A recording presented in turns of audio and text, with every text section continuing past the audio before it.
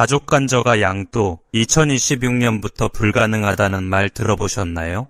최근 논의가 이어지면서 현장에서는 혼란이 적지 않습니다. 자칫 내용을 정확히 이해하지 못하면 세부담이 예상보다 커질 수 있습니다. 특히 부모 소유 부동산을 자녀에게 이전하려는 경우 취득 단계의 과세 구조를 제대로 알지 못하면 전략 자체가 무너질 수 있습니다. 이번 시간에는 세법 개정 내용이 무엇이 달라지고 무엇은 그대로인지 한번 살펴보겠습니다. 잘못된 정보로 판단하면 수천만 원의 차이가 발생할 수 있습니다. 지금부터 핵심만 정확히 짚어보겠습니다. 가족간저가 양도란 무엇인가? 가족간저가 양도는 부모의 부동산을 자녀가 시세보다 낮은 금액으로 매수하는 방식입니다. 겉으로 보면 단순한 매매이지만 실질적으로는 증여 요소가 일부 포함된 거래 구조입니다.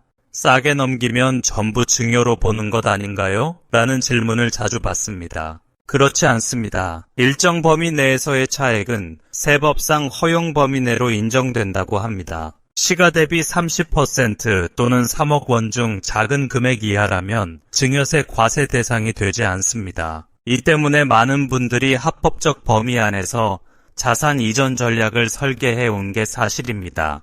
문제는 취득 단계의 세율 적용 방식이 바뀐다는 점입니다. 결국 핵심은 이 거래가 유상인가 무상인가의 판단 기준입니다. 기존 취득세 구조와 실무 판단 기준.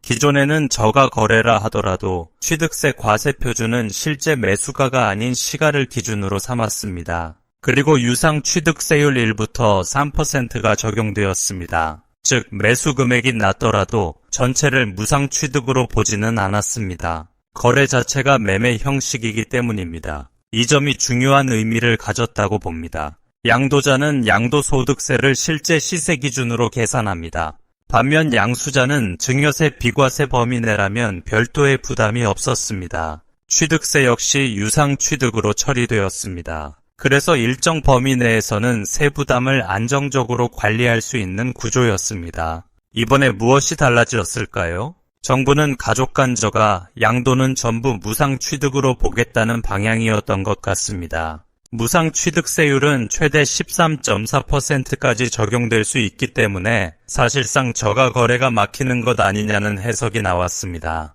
이제는 이전 전략이 끝난 것 아니냐는 우려도 컸습니다.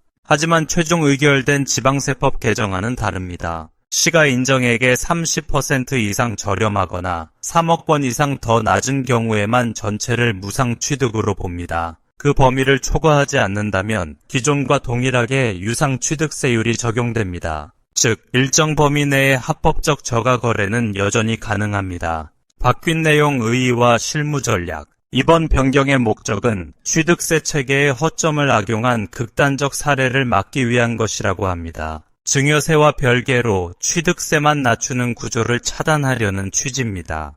따라서 정상적인 범위 내의 거래까지 전면 차단하려는 의도는 아니라고 봅니다. 다만 과도하게 낮은 금액으로 계약하는 경우에는 전체가 무상 취득으로 평가될 수 있습니다. 예를 들어 시가 30억 원인 주택을 20억 원에 이전한다면 어떻게 될까요? 차액이 10억 원으로 30% 기준을 초과하게 됩니다. 또한 차액이 3억 원을 초과합니다. 이 경우 전체를 무상 취득으로 보아 높은 세율이 적용될 수 있습니다. 반대로 허용 범위 내에서 즉 27억 건의 거래를 설계한다면 여전히 합법적 절세 전략으로 활용 가능합니다. 결론, 2026년 가족간저가 양도, 공포보다 구조 이해가 우선. 정리해보면 2026년 가족간저가 양도는 전면 금지가 아닙니다. 일정 범위를 초과하는 과도한 차액 거래만 무상 취득으로 보겠다는 구조입니다.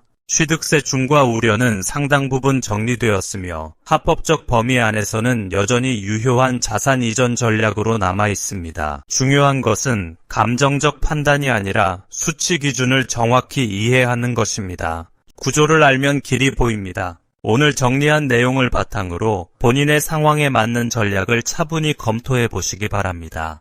이상 끝까지 시청해 주셔서 감사합니다.